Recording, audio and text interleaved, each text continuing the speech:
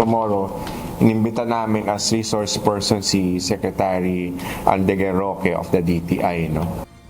Inaasahang haharap bukas sa pagdinig ng Independent Commission for Infrastructure o ICI si Department of Trade and Industry Secretary Maria Cristina Roque. Ayon kay ICI Executive Director Attorney Brian Keith Hosaka, nais nilang matanong si DTI Secretary tungkol sa sistema o trabaho ng Philippine Contractors Accreditation Board o PICAB pagdating sa mga contractor sa bansa.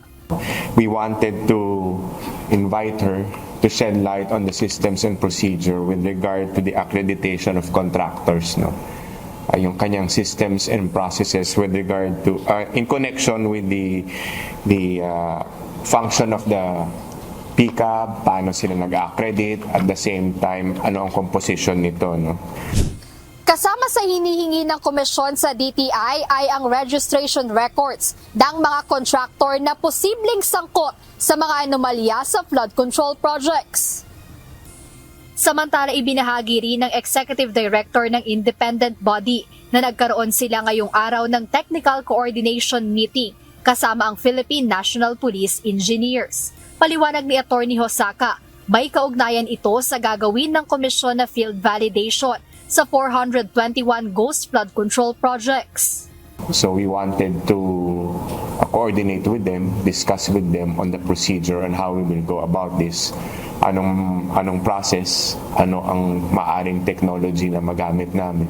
Dagdag ni Attorney Hosaka, kasama rin kaninang dumating at nakipagpulong ang PNP Scene of Crime Operations o SOCO.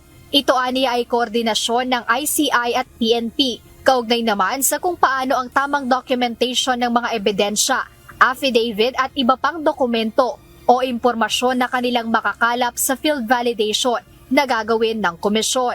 Para sa ICI, nais nilang matiyak na ang mga ito ay katanggap-tanggap kapag dinala na nila sa korte. Kasi pinag-iisipan natin dito, ebidensya yung inaano natin dito, no?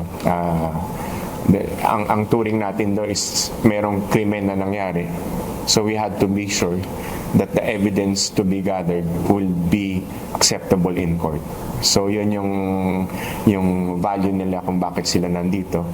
Samantala, handa naman ang komisyon na ipatawag o imbitahan ang iba pang personalidad na posibleng may kaugnayan sa mga nabanggit na anomalya.